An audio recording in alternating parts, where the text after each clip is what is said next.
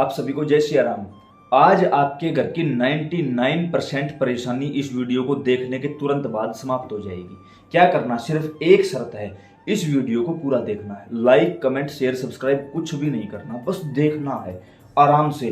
एक काम और भी करना है कि उस समय आपको कोई डिस्टर्ब ना करे, ना कोई फोन उठाना, ना किसी से बात करनी, आराम से बैठ जाओ। मैं कहूँगा पूरे परिवार को लेके बैठ जाओ। क्या चीज़ होती है, आज तक मेरे इस जीवन के अनुभव जो मैंने किया है वो आपको बताऊंगा। 2020 से इस फील्ड में हूँ, 2025 चल रही है इस समय। इन 5-5.5 सालों में एक चीज अनुभव की है, जहां से चल के मैं आया हूँ वो चीज आपको बताऊंगा। हमारे जन्म से पहले हमारे साथ 3 शक्ति चल पड़ती, एक कुल देवी, एक कुल देवता, एक पितर। काफी लोगों ने कहा हमारे यहाँ कुल देवी, कुल देवता, पितर कोई नहीं है, हमें पता नहीं है, तो इसका इलाज भी बताऊंगा। 3 शक्ति क्यों, कुल देवी कुल देवता कौन होते हैं? जहां हमसे पहले हमारे माता पिता जाते थे, जिस देवी देवता के यहाँ जाते थे वही आपके कुल देवी कुल देवता है। जहां शादी के समय गठजोड़े की दोग लगती है, जहां छोटे बच्चों के बाल उतरवाए जाते हैं, जिसको मुंडन करवाना बोलते हैं। अब आप पता कर लो कि आपके पूर्वज कहाँ जाते थे। कई जगह कुल देवी कुल देवता दोनों होते हैं, कई जगह पर या तो कुल देवता होते हैं या कुल देवी होती है, वो आप देख लो। उसके साथ तीसरी शक्ति होती है पितृ शक्ति। हमारे जन्म से पहले ही हमारे पितर हमारे साथ चल पड़ते हैं। तो ये 3 शक्तियां हमारे डीएनए में होती हैं।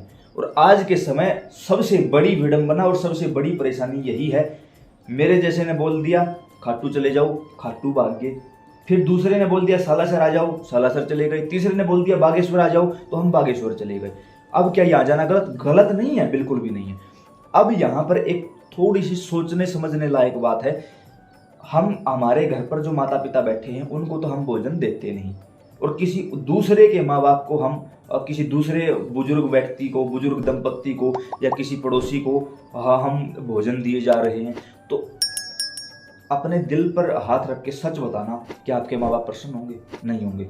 अब आपके माँ बाप आपसे खुश हैं, फिर आप किसी बुजुर्ग दंपत्ति को घर ले आते हो, उनकी सेवा करते हो, तो वो और भी ज्यादा खुश हो जाएंगे कि हमारा बच्चा हमारी तो सेवा करता ही है, साथ में इनकी भी करता है। आज के समय मोस्टली लोगों ने इस चीज को व्यापार बना के रख दिया, विशेषकर उन लोगों ने जो चौकी दरबार लगाते। मैं सबका नाम नहीं ले रहा हूं, सभी गलत नहीं होते, लेकिन कुछ मेरे जैसे चोर बैठे हैं भाई। कोई भी आपको ये नहीं बताता, वहां जाने के बाद 4 बार गर्दन घुमाई, उसने करवा रखा है, इसने करवा रखा, तेरा घर का है, करवाने वाला वो तेरे बारे में सारी बात बिल्कुल सही है। अगर कोई तंत्र क्रिया करवाई जाती है तो जानने वाला ही। अब जब आप लोग मेरे पास आते हो, मैं आपके पास आता हूं, तो आप सीधी सी बात है ना, मैं आपके पास तब क्रिया कर सकता हूं। मैं उदाहरण दे रहा हूं, बाकी मैं किसी से मिलता नहीं, लेकिन मैं उदाहरण दे रहा हूं। जो हमारे घर का है, जिसे हमारे बारे में सब कुछ पता है, वो ही हमारे ऊपर कुछ गलत काम कर सकता है। क्यों? जो अनजान आदमी, उसको तो आप पास भी नहीं बैठने दोगे, घर भी नहीं आने दोगे। तो ऐसे में ये बात बिल्कुल सही है, लेकिन तंत्र क्रिया, अगर 100 लोगों के घरों में परेशानी है तो सिर्फ एक घर में तंत्र क्रिया मिलेगी। 99% लोगों के घर में या तो पितृ दोष या प्रेत दोष मिलेगा। पितृ भी घर के, प्रेत भी घर का। बताओ बाहर के कैसे दोष दे दूं? अब 4 बार गर्दन घुमा के मैं भी बोल सकता हूं तेरे पड़ोसी ने करवाया, तेरे चाचा ताऊ ने करवाया। नहीं भाई, कोई नहीं करवाता। करवाने के लिए क्या करना पड़ता है? फॉर एग्जाम्पल एक उदाहरण दूं, मेरे पास कोई व्यक्ति आया, वो बोले कि मेरे घर के ऊपर, किसी के घर के ऊपर मुझे तंत्र क्रिया करवानी है, तो मैं उसको क्या बोलूंगा? भाई 1 लाख रुपए लगेगा। अब अगर उसके पास 1 लाख रुपए देने को होता तो क्या वो तंत्र करवाता किसी के ऊपर? ना भाई। इस चक्कर में मत पड़ो, ये वहम है, इस वहम में मत पड़ो। सबसे पहले तो खुद के कर्म होते हैं, जो गंदे कर्म है सामने आ रहे हैं, भोगना पड़ेगा, और दूसरा कोई इलाज नहीं। दूसरी चीज, हमने पितर नाम की इस चीज को एक हव्वा बना दिया है। काफी लोगों ने कहा पितरों की पूजा नहीं करनी चाहिए, काफी लोगों ने कहा उनका स्थान नहीं देना चाहिए, काफी लोगों ने कुछ, ठीक है, जो भी है अच्छी बात है, अपने अपनी जगह पर सारे सही है। किसने कहा पूजा करने के लिए? किसने कहा स्थान बनाने के लिए? पहली बात तो ये देखो कि हमारे बुजुर्ग किसकी सेवा करते आए हैं, वो सेवा करो।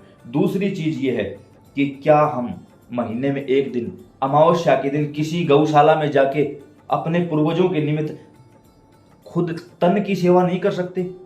नहीं देना है गौशाला में कुछ भी, ना तो चारा डालना है, ना पैसे देने। गौशाला में जाओ, घर का कोई भी एक सदस्य है, वहां जाके गौ माता की सेवा करो, गौओं को नहलाओ, उनके स्थान को अच्छी तरह साफ करो, वहां पर रहो, वहां के वातावरण में रहो, जितनी हो सके तन की सेवा करो।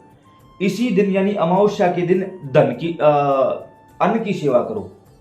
धन की नहीं, अन्न की। अन्न दान करो जितना ज्यादा हो सके, क्योंकि कर्ण अन्न दान करने ही तो वापिस आया था, इसलिए तो पितृपक्ष के 16 दिन लगे थे। अन्न का दान करो।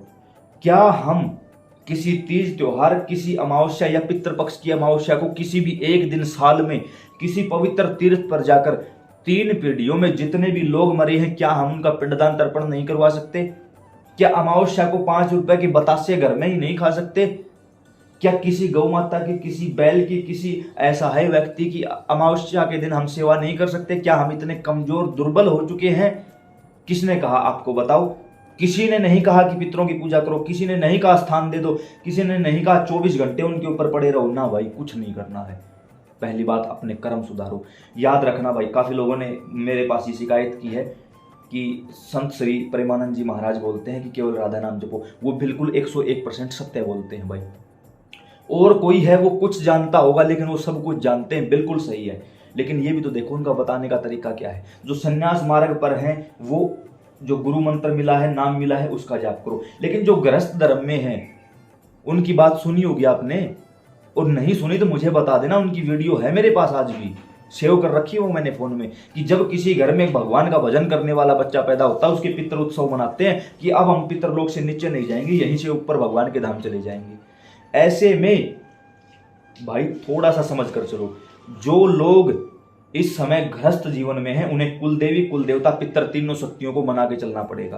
क्यों? क्योंकि हम गृहस्थ जीवन में हैं। दूसरी बात, काफी लोगों ने मुझसे ये भी कहा कि सिर्फ राधा नाम लेने से काम चल जाएगा, या कृष्णा कृष्णा, राधे राधे, श्याम श्याम, जो भी बोलेंगे। बिल्कुल चल जाएगा, 101% चल जाएगा, बिल्कुल सत्य है।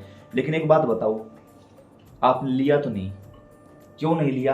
अगर आपने लिया होता तो आप ये वीडियो देखने या नहीं आते। जैसे ही आपने इसका टाइटल देखा, 99% समस्या आज खत्म हो जाएगी। क्यों देखने आए हो?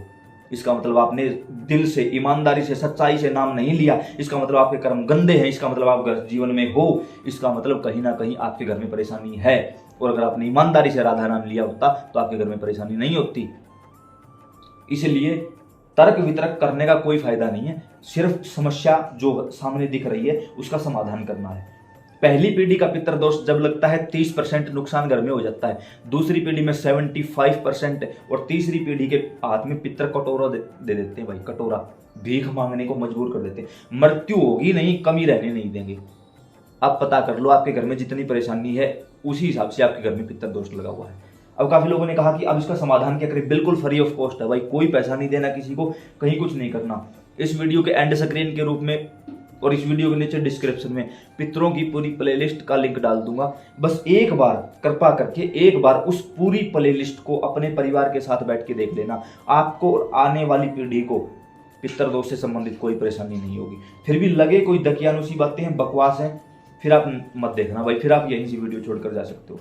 जो आपके कुलदेवी कुल देवता है, साल में सिर्फ एक बार उनका जो भी दिन होता है वहां चले जाओ। साल में एक बार भी अगर कुलदेवी कुल देवता के यहाँ घर से आप लोग चले गए, वो खुश रहते हैं, प्रसन्न रहते हैं। इन 3 शक्तियों को मना लो। किसी और शक्ति के पांव पकड़ने की, किसी चौकी दरबार पर जाने की या कुछ भी करने की कभी कोई जरूरत नहीं पड़ेगी।